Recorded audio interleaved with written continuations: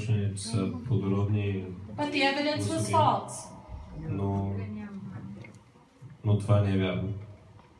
We know there's a season for all things. Ние знаем, че има сезон за всички неща. There's a time to reap. И време, когато да роди. A time to plant. Време, когато трябва да се засади. A time to harvest. Време, когато трябва да се обере. There's a time to die. Време, когато се умира. And a time to be born. Време, когато се ражда. There's a season in which we are expected to grow up. Има време, become mature.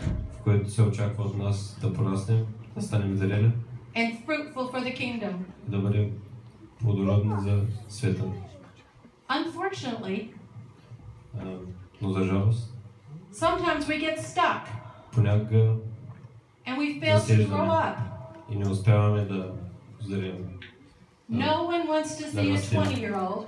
Никой не иска да вижда 20 годишен. In diapers. В памперси. Neither does God. Да, никой от нас не го иска. Therefore, He gave us the fivefold ministry. Затова ни е дал 5 заповеди. And they can be found in Ephesians 4. И те могат да бъдат намерени в. He gave us apostles. Ephesians 4. 4 до 11. Ефесяни 4 до 11.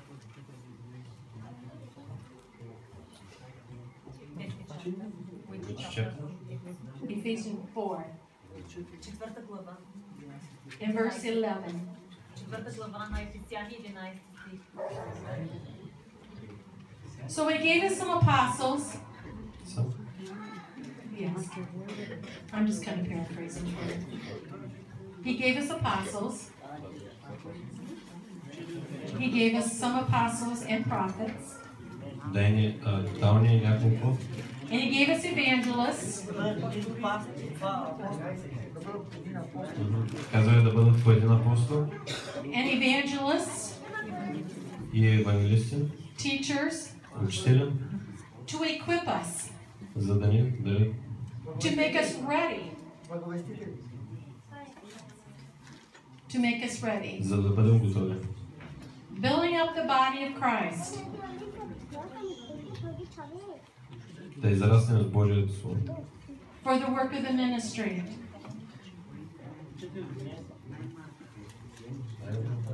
You don't have to say that? Okay.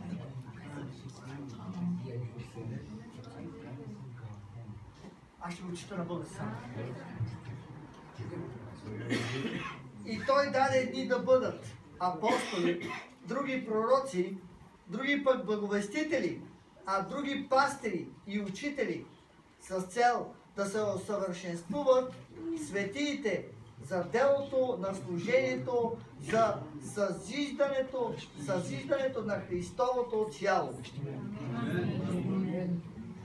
God does not expect us to remain babies forever. Господ не очаква от нас да останем малки за винаги. He wants us to grow up.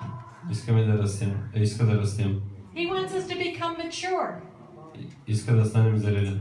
He wants us to reproduce. Иска да се възпроизвеждаме.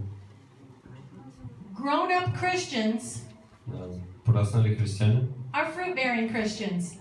Са и плодовити християни. We need to plant ourselves. Трябва да носим плодове за идващите поколения. On the foundation of our faith. С фундацията, което е нашата вяра. We must feed on the word. Feed. Трябва да се храним от Словото. And allow it to wash over us. И да му позволим да бди над нас. We need to exercise our faith. Трябва да упражняваме нашата вяра. And exercise will make it grow. И упражнението ще ни помогне в това. We need to maintain a healthy, we need a good connection with the Father. Трябва ни много добра и здрава връзка с нашия Бог. Трябва да се молим. So, staying connected. Трябва да останем свързани. That'll be slide 9.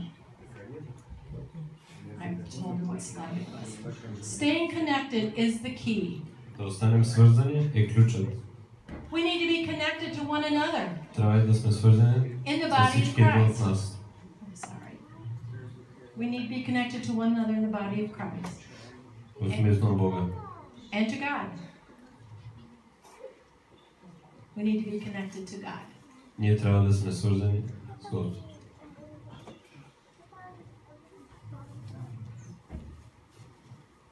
In Ezekiel 37 is a very important story.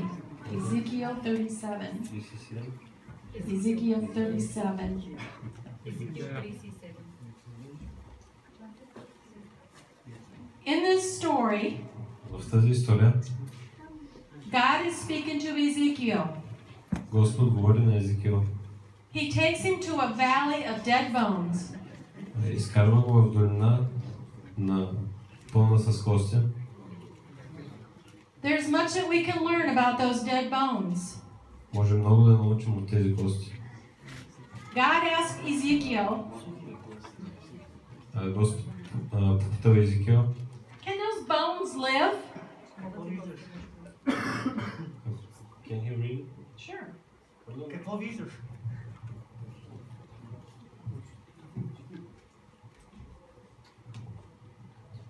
И ме преведе край тях.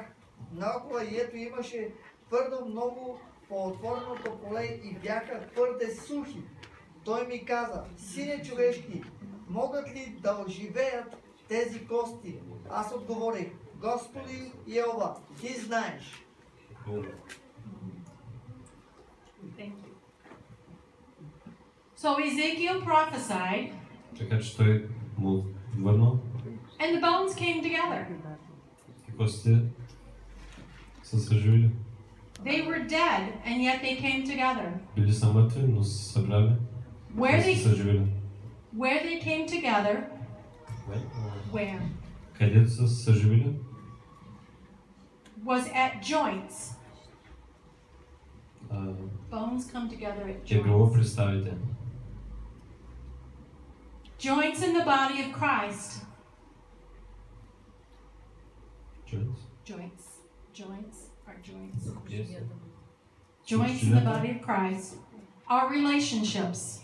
Са нашите връзки. The body of Christ Тялото на Господ comes together идва заедно in relationships. във връзки. And relationships Във връзките are the joints. са ставите.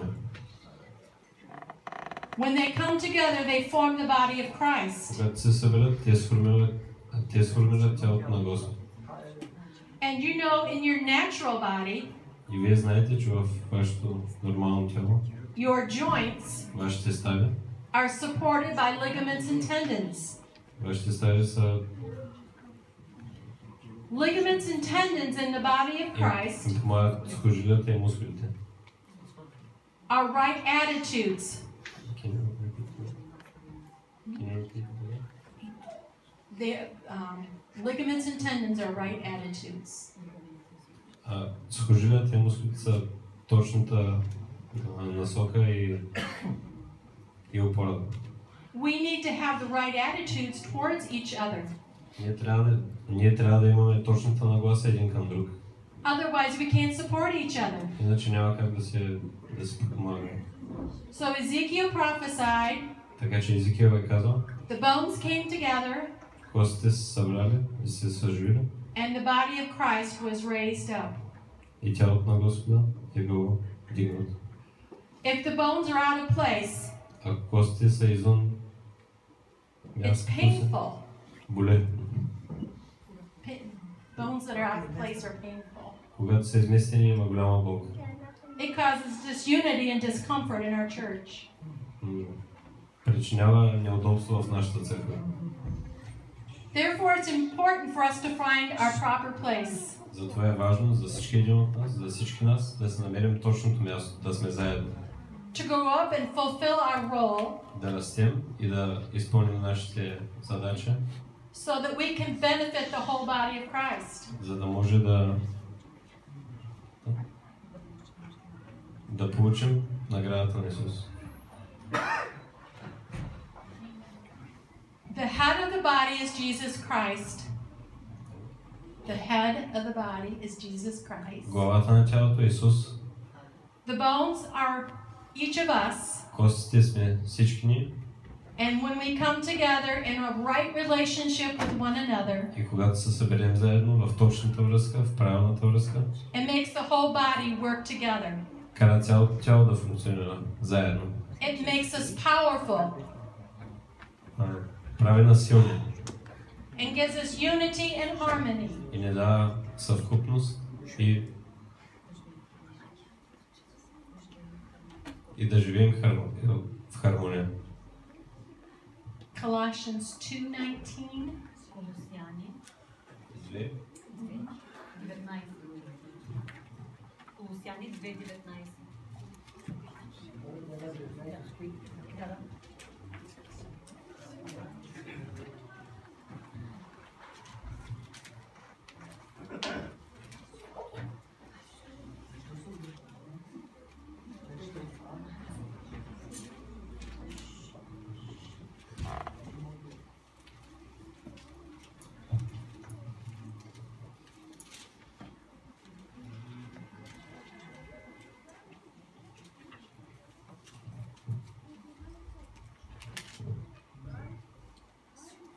А не държи главата Христос, от когото цялото тяло, снабдявано, изплотено чрез ставите и жилите си, расте с нарастване, дадено от Бога.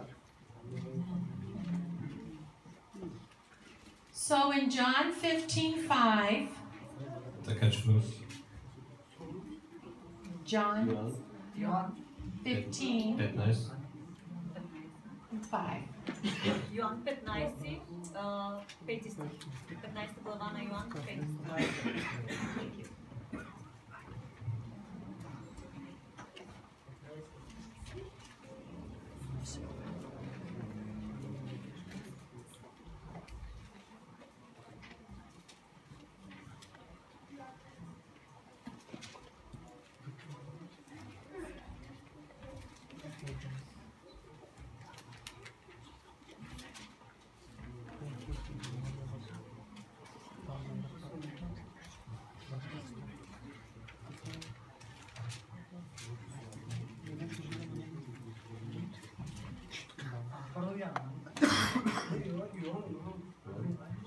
John 15:5.